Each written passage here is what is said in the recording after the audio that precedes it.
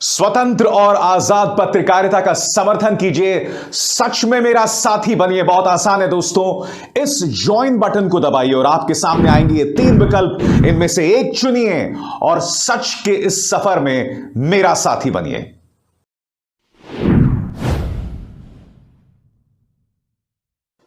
नमस्कार दोस्तों, मेरे इस मंच पर मैं अभिसार शर्मा आपका स्वागत करता हूं। दोस्तों, अब हम चौथे चरण के मतदान की तरफ बढ़ रहे हैं और क्या आप जानते हैं कि इस चौथे चरण के मतदान में 2 मुद्दे बहुत अहम हैं। सबसे पहला मुद्दा आवारा पशुओं का मुद्दा। जी हां, आवारा पशु जो खुलेआम खेतों में घूम रहे हैं और उसका नतीजा यह है कि किसान को रात रात भर अपने खेतों में गुजारना पड़ रहा है। दिलचस्प बात यह है कि भारतीय जनता पार्टी ने अपने चुनावी घोषणा पत्र में आवारा पशुओं के मुद्दे को संबोधित ही नहीं किया, मगर प्रधानमंत्री नरेंद्र मोदी अपनी हर रैली में आवारा पशुओं का जिक्र कर रहे हैं। यह मुद्दा कितना गंभीर है यह आप इस अखबार के पन्ने पर देख सकते हैं, आपके स्क्रीन पर। आवारा पशु बड़ा चुनावी मुद्दा। अपनों को खोने वाले बोले, नेता तय कर लें सांड जरूरी है या जनता। यही नहीं, इसमें देखिए, किसान खेत पर रहने को मजबूर, सांड के नाम चर्चित नेताओं पर और चुनावी रैलियों में उत्पात मचा रहे। प्रधानमंत्री नरेंद्र मोदी कहते हैं कि अगर हम चुनकर आए तो नई गौशालाएं बनाएंगे, उनके गोबर से हम धन पैदा करेंगे। 5 साल इनको किसने रोक कर रखा दोस्तों, यह कोई नहीं बता सकता। 5 साल का मौका था आपके पास। छुट्टा जानवरों से जो परेशानी होती है उसे दूर करने के लिए 10 मार्च के बाद नई व्यवस्थाएं बनाई जाएगी। और भारतीय जनता पार्टी नेता क्या कर रहे हैं मैं आपको बतलाना चाहता हूं दोस्तों। भारतीय जनता पार्टी नेता उलूल जुलूल बयान दे रहे हैं, ऊपर से लेके नीचे तक। आपकी स्क्रीन पर यह है राघवेंद्र सिंह, डुमरियागंज से चुनाव लड़ रहे हैं। ये वही नेता हैं जिन्होंने कुछ दिन पहले कहा था कि जो मुझे वोट नहीं देगा 10 तारीख के बाद बुलडोजर चलवा दूंगा, उनकी ऐसी तैसी कर दूंगा। अब इन्होंने जो बात कही है दोस्तों, हर हिंदू का अपमान है। इन्होंने कहा कि जिसने बीजेपी को वोट नहीं दिया उसके खून में मुसलमान का खून मिला हुआ है। यानी कि किसी की मां पर इतना अश्लील हमला राघवेंद्र सिंह ने किया है। सुनिए क्या कह रहे हैं। बताए तो कौनो मियां हमें वोट दे तो जान ले, यह गांव के जौन हिंदू अगर दूसरे तरफ जात बा तो की जान लो ओकरे अंदर मियां के खून दौड़त बा। वो गद्दार है, वो जयचंद की नाजायज औलाद है, वो अपने बाप की हरामखोर औलाद है। इतना अत्याचार होने के बाद भी हिंदू अगर दूसरे तरफ जाता है तो उसको सड़क पर मुंह दिखाने लायक नहीं रखना चाहिए। जाना हो, मैं कुछ नहीं बोलता था, मैंने कहा 5 साल मैं भी विधायक होने के बाद देखूंगा, जरा परखूंगा, समझूंगा, और एक बार अगर वार्निंग देने के साथ समझ में नहीं आएगा तो इस बार मैं बता दूंगा कि राघवेंद्र सिंह कौन है। प्रॉब्लम यही है दोस्तों, इनके पास मुद्दे नहीं हैं। इनके पास मुद्दे नहीं हैं जिसके आधार पर ये लोग जनता को रिझा सकें, इसलिए अनाप शनाप बातें कही जा रही हैं। प्रधानमंत्री नरेंद्र मोदी ने साइकिल को आतंकवाद से जोड़ दिया। वो उत्तर प्रदेश की जनता को नहीं बता रहे कि अगर 2008 में एक आतंकवादी हमला होता है और उसमें साइकिल का इस्तेमाल होता है तो 2012 और 2017 के चुनावों में इस बात का जिक्र क्यों नहीं किया गया।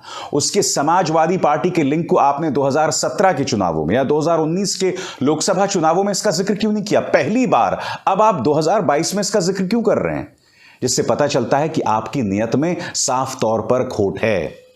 और इसी मुद्दे पर अखिलेश यादव इन पर करारा हमला बोल रहे हैं। बकौल अखिलेश यादव, इनके घटिया बयानों की खटिया जनता खड़ा करेगी। सुनिए। और आपने इनके बयान देखे होंगे, जिन नेताओं की भाषा बदली है वो जनता का समर्थन नहीं पा रहे हैं। और इस बार जनता ने भारतीय जनता पार्टी की खटिया खड़ी कर दी है, इसीलिए इनके बयान घटिया आ रहे हैं। जनता ने इनकी खड़ी कर दी है खटिया, इसीलिए इनके बयान आ रहे हैं घटिया। अखिलेश यादव यहां नहीं रुकते। अखिलेश यादव कहते हैं कि भारतीय जनता पार्टी पूरी तरह से सुन्न हो गई है और 7वें चरण के मतदान तक ये सुन्नता जो है वो शून्यता में तब्दील हो जाएगी। सुनिए अखिलेश क्या कह रहे हैं। अच्छा हुआ मुझे ओम प्रकाश राजभर जी ने याद दिला दी गर्मी वाली बात।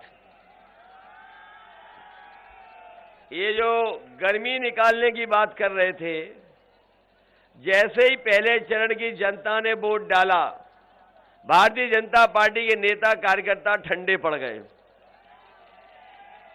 और जिस समय दूसरे चरण में जनता ने वोट डाला, भारतीय जनता पार्टी के नेता सुन्न पड़ गए थे। और अभी मैं हरदोई आया था, हरदोई का जन समर्थन देख करके और आपका उत्साह देख करके मुझे पूरा भरोसा हो गया है कि जिस समय हरदोई के लोग वोट डालेंगे, हरदोई में भारतीय जनता पार्टी शून्य हो जाएगी। और जब ये चुनाव 5वें, 6ठे, 7वें चरण में पहुंचेगा तो आप देख लेना भारतीय जनता पार्टी के बूथों पर भूत नाचेंगे। मगर दिलचस्प बात यह है दोस्तों कि भारतीय जनता पार्टी की फील्डिंग और उनका जो प्रचार है वो संभाल रखा है न्यूज़ चैनल्स ने। और आपकी स्क्रीन्स पर दोस्तों ये है देश के सबसे धनी आदमी मुकेश अंबानी का न्यूज़ चैनल। खबर क्या कर रहे हैं ये लोग? हिजाब के नाम पर तालिबानी हत्या।